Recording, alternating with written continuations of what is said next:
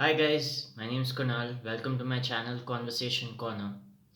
Let's talk about a subject that can interest everyone, and I think the mind or the human mind is the most interesting thing to talk about. People have been talking about this since the dawn of civilization, and I want to dive into this topic today and highlight one of the most cruel tricks the mind plays on us. Okay, and that trick is that someday when I am somewhere else, when I have something else, when I become someone, everything that I want right now will be satisfied and I will finally be happy. This is the trick of I will be happy when. Now, the reason we feel this happening in our life is throughout life, we all will face certain problems and challenges. Now, it's very easy to think that problems and challenges are only for the poor and sick, right? The poor person finds it very hard to make a living, so he feels that he'll finally be happy the day he has enough money to cover these expenses and he doesn't need to work so much due to compulsion. The sick person feels that the moment he gets cured, everything will be resolved. Now, it is definitely true that there will be a certain amount of relief a poor person will get when he starts earning a lot more, when he doesn't have to work so much through compulsion. And it is definitely true that when a sick person is healed and he is healthy, he will feel much better. Now, here is where the mind really tricked us, right? As we continue to exist, the mind still wants to go and grasp more things, right? Let's say you had all the money in the world and you didn't have to worry about paying your bills anymore. You didn't have to go to a job or you didn't have to do anything because now you have made more than enough. Your mind still wants to be occupied with something. I remember Blaise Pascal has said this, that all of humanity's problems come from not being able to sit quietly in a room for 15 minutes. This is exactly the description he's made about the human mind itself. Even when it is most satisfied, the mind is not able to stay at that situation indefinitely, right? Let's say you've heard the most beautiful music you could today. You heard a song or you just heard a few instruments being played so wonderfully that it made you extremely blissful and it made you extremely joyous. For that particular time, you can be really happy. Now, this might stretch to a course of a few hours or maybe even a day. Let's say you went to a performance, a musical performance where classical music was played for hours on end. Even though you could sustain that state of bliss and joy by being exposed to that music for such a long time, you cannot indefinitely sustain it.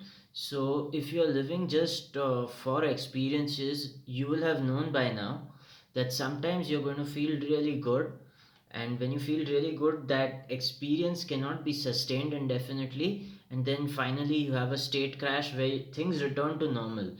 Normal is where there's boredom, there's no immediate need to be met for survival, which is why when you're in the state of boredom, you'll try and get another new experience and you'll continue on this cycle, thinking that the solution to your problems is a new experience that will make things better than the way they are currently.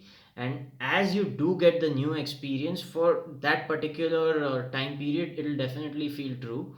But very soon, what was unexplored becomes very common, and when some things become common they just lose their taste, right? And we don't feel awe, we don't feel wonder, we don't feel amazement for something that held us awestruck just a few years ago, maybe. So let's say you are completely you are unemployed right now. having a job, it means everything when you're unemployed. But when you do have a job, it's not everything, because now you have been acclimated to earning regularly. Now the next step is having a job that pays much higher than this one. So you work hard and you finally reach that step where you get that promotion, or your business expands to that level, and now you've reached a new level and you have acclimated to that. So at each stage, you are being tricked by your mind into thinking that the goalpost is not here, it's further away. Now, throughout history, a lot of people have held the opinion that this very tendency of the mind is what causes human civilization to progress. If we think about it and we were to come to terms with it, yes, a lot of progress that happens in economies is due to a human being's discontentment with the way things are, his dissatisfaction with the way things are. Now, even though this can bring you a certain level of progress, what is happening is it's cutting your life really short. Here's how. Here is where you are, and here is where you want to be, right? The gap between that is the time which requires the effort to become who you want to be someday. Are you following me? This is the gap, this is the time. In that time, you're working to become who you want to be. It's quite possible that you absolutely abhor doing what you want to do and are doing it simply to reach that goal. There is a certain high you feel when you accomplish something difficult. There's no doubt about that. But just because you feel good on accomplishing something doesn't mean you've enjoyed doing the task that you were doing up until then. Now, when you didn't enjoy the task you were doing up until then, what was happening was life was still happening at that point in time, right? But you were completely unaware of what was taking place around you. So you simply thought that life has no meaning till you reach your goal. So you were working, working, working, working, working, working, working. And finally, when you reached the mountaintop, you thought you made it. And for a certain period of time, this could be a day, a month, or sometimes maybe a year, you think you've made it, right? But what has happened is during this whole time, you have forgotten that life was still happening. You somehow drew the conclusion that there was nothing to life because you still weren't at the mountaintop, right? And let's say you were climbing to the mountaintop, but all this was done very unconsciously. So what has happened is you have actually, not actually, you have metaphorically reduced your lifespan, because you thought that all that was there to getting to the goal was getting to the goal.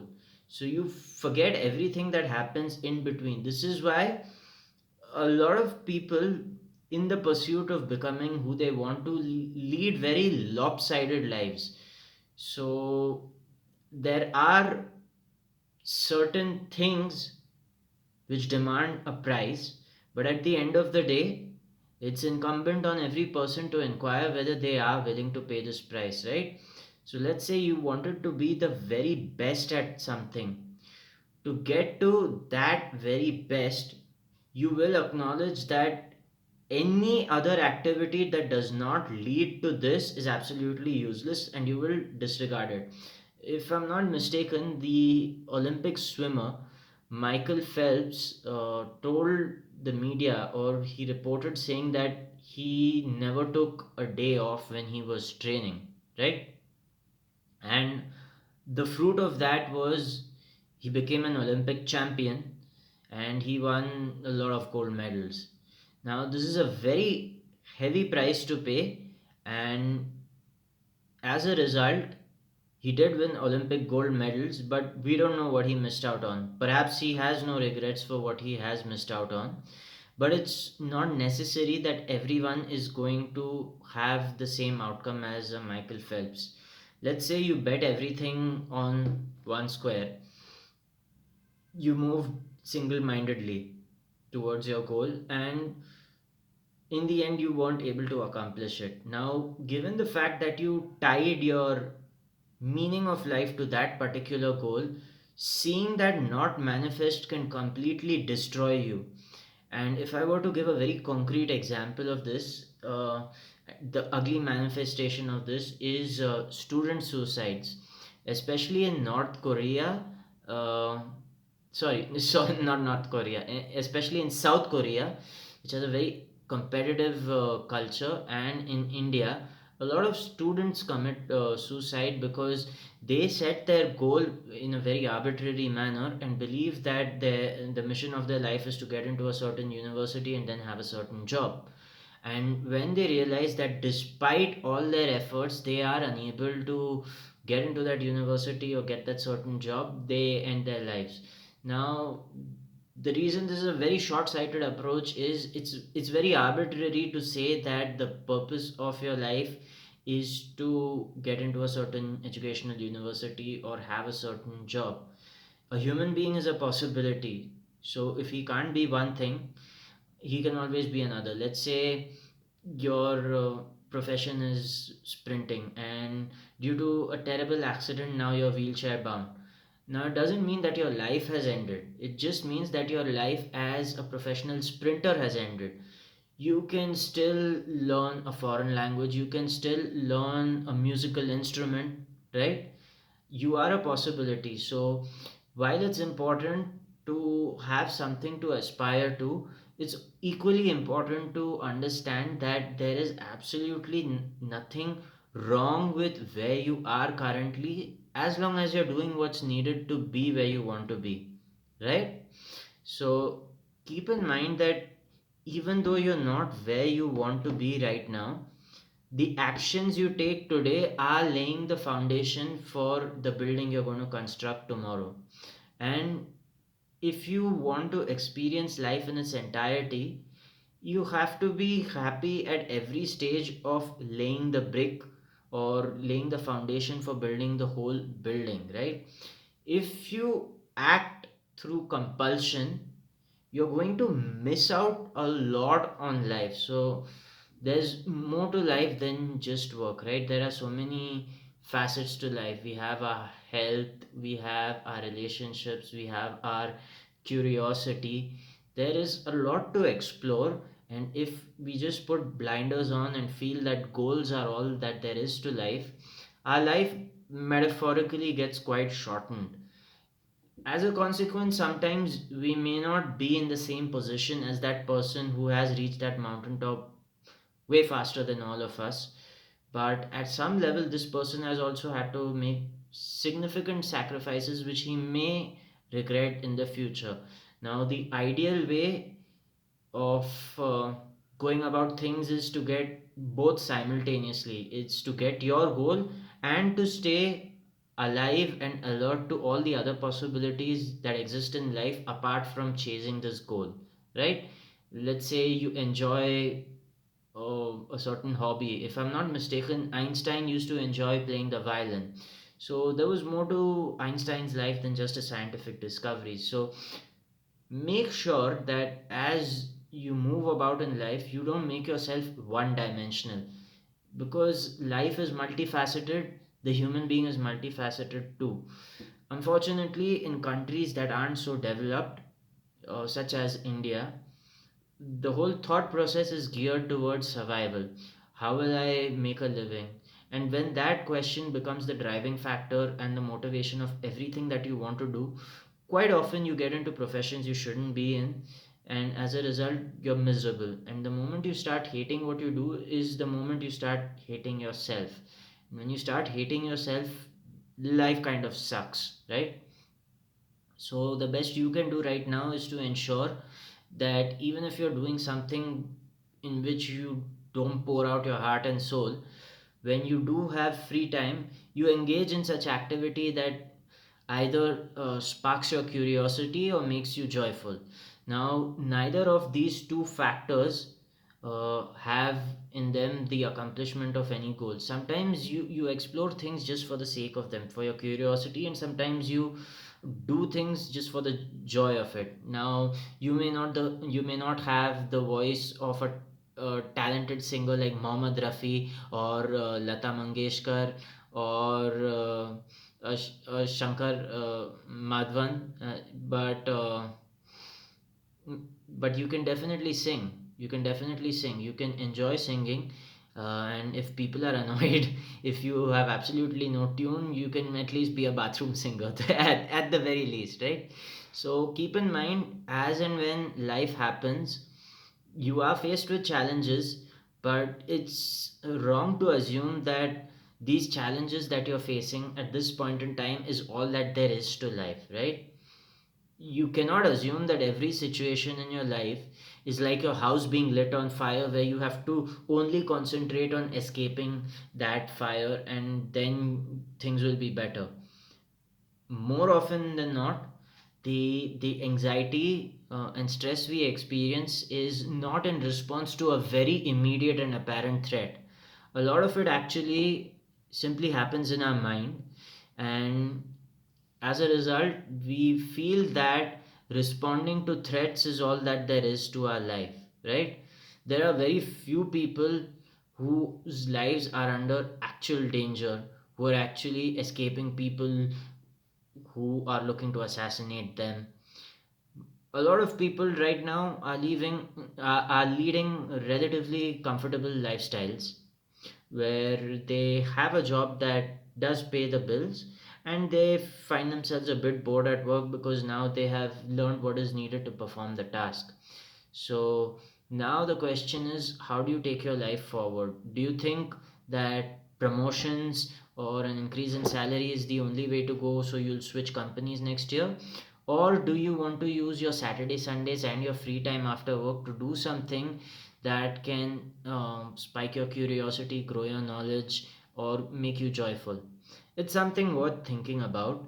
And living in India, it's very easy to be fooled into thinking that you are what you do.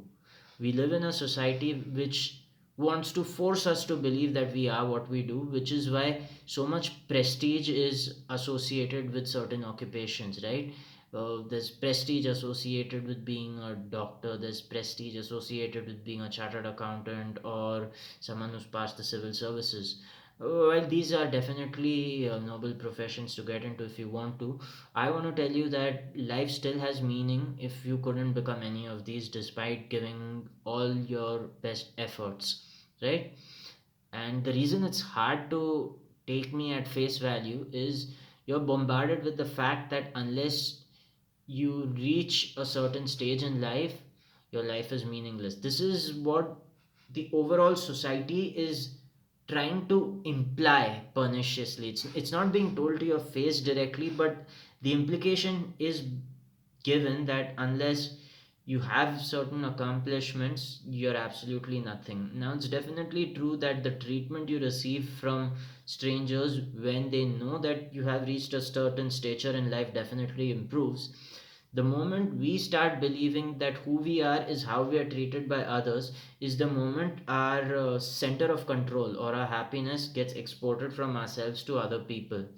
And I don't think that's something you want to do. So make sure that as you work on your job, as you work on expanding that business of yours, you have something of yours that's not influenced by the other world, and something that does not require you chasing a metric.